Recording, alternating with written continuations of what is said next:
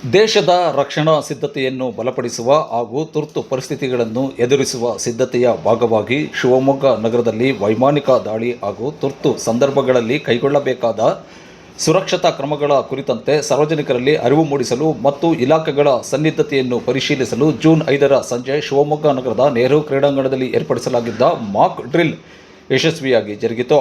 ನಾಗರಿಕರ ರಕ್ಷಣೆ, ವೈಮಾನಿಕ ದಾಳಿ ಮತ್ತು ಕರಾಳ ರಾತ್ರಿಯ ಕಾರ್ಯಾಚರಣೆ ಕುರಿತಂತೆ ಅಣಕು ಪ್ರದರ್ಶನ ನಡೆಸಲು ಕೇಂದ್ರ ಗೃಹ ಸಚಿವಾಲಯವು ಸೂಚನೆ ನೀಡಿದೆ.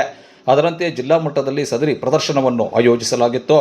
ವಿವಿಧ ಇಲಾಖೆಗಳ ಸಮನ್ವಯದೊಂದಿಗೆ ಈ ಬೃಹತ್ ಅಣಕು ಪ್ರದರ್ಶನ ಆಯೋಜಿಸಲಾಗಿತ್ತು.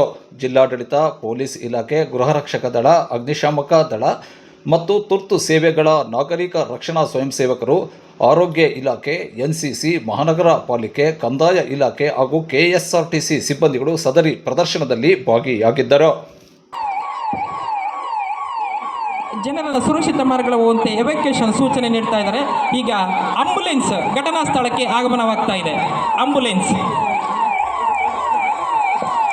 ಹಾಗೆ ಅಗ್ನಿಶಾಮಕ ತುರ್ತು ಸೇವೆಗಳಾಗ್ತಾ ಇದೆ.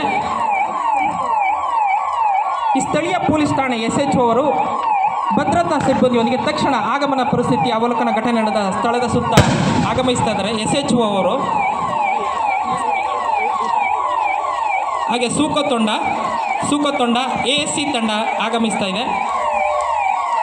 ಹೆಚ್ಚಿನ ಫೋರ್ಸ್ನ ರವಾನೆಗಾಗಿ ಕಂಟ್ರೋಲ್ ರೂಮ್ನವರು ಇತ್ಯಾದಿ DSWAT QRTಗಳಿಗೆ ಸಹ DRನ ಅಲರ್ಟ್ ಮಾಡ್ತಾ ಇದ್ದಾರೆ. ಅವರು ಸಹ ಈಗ QRT ತಂಡವನ್ನು ಕಳಿಸ್ಕೊಡ್ತಾ ಇದ್ದಾರೆ.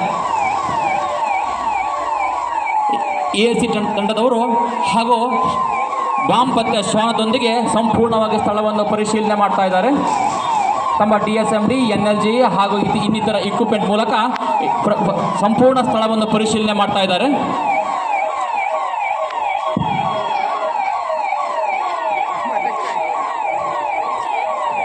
ಆಂಬುಲೆನ್ಸ್ ಆಗಮನವಾಗಿದೆ. First aid and medical assistant provide ಮಾಡ್ತಾ ಇದ್ದಾರೆ. ವೈದ್ಯಕೀಯ ತಂಡವು ಗಾಯಾಳುಗಳನ್ನು ಪರಿಶೀಲನೆ ಮಾಡ್ತಾ ಇದ್ದಾರೆ. CPR ಪ್ರಥಮ ಚಿಕಿತ್ಸೆ ನಡೆಸ್ತಾ ಇದ್ದಾರೆ. ಅಗ್ನಿಶಾಮಕ ತುರ್ತು ಸೇವೆಗಳು quick response vehicle water and ಫೋಮ್ನೊಂದಿಗೆ ಬೆಂಕಿಯನ್ನು ನಂದಿಸ್ತಾ ಇದ್ದಾರೆ.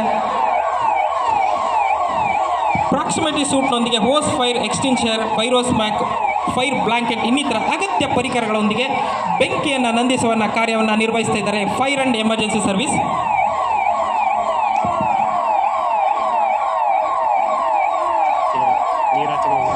ASC ತಂಡವು ಸಹ ಆಗಮನವಾಗಿದೆ.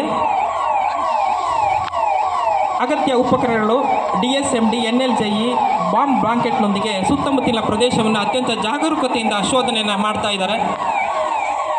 ವಿತ್ ಡಾಗ್ ಸ್ಕ್ವಾಡ್, ಸ್ನೀಫರ್ ಡಾಗ್, ಸ್ಫೋಟಕ ಶ್ವಾನದೊಂದಿಗೆ ಪರಿಶೀಲನೆ ನಡೆಸ್ತಾ ಇದ್ದಾರೆ.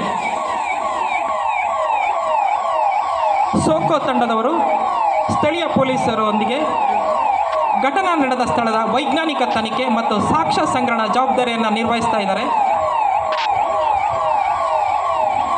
ಘಟನಾ ಸ್ಥಳವನ್ನು ಸುರಕ್ಷಿತಗೊಳಿಸಿ ಸಾಕ್ಷ್ಯಗಳು ನಾಶವಾಗದಂತೆ ನೋಡಿಕೊಳ್ತಾ ಇದ್ದಾರೆ ಸೋಕೋ ತಂಡದವರು. ಸ್ಥಳೀಯ ಪೊಲೀಸ್ SHO ಅವರು ಪೊಲೀಸ್ ವಾಹನಗಳು ಧಾವಿಸಿ ಘಟನಾ ಸ್ಥಳದ ಸುತ್ತಲೂ ಸಾರ್ವಜನಿಕರು ಬರದಂತೆ ಬ್ಯಾರಿಕೇಡ್ ನಿರ್ಮಾಣ ಮಾಡಿದ್ದಾರೆ. ತುರ್ತು ಪರಿಸ್ಥಿತಿಯನ್ನು ನಿಯಂತ್ರಿಸಲು ಸ್ಥಳದಲ್ಲಿ ಒಂದು ತಾತ್ಕಾಲಿಕ ಕಂಟ್ರೋಲ್ ಪೋಸ್ಟ್ ಸ್ಥಾಪಿಸಲಾಗುತ್ತಿದೆ. ಇದೀಗ ಘಟನಾ ಸ್ಥಳಕ್ಕೆ ಶಿವಮೊಗ್ಗ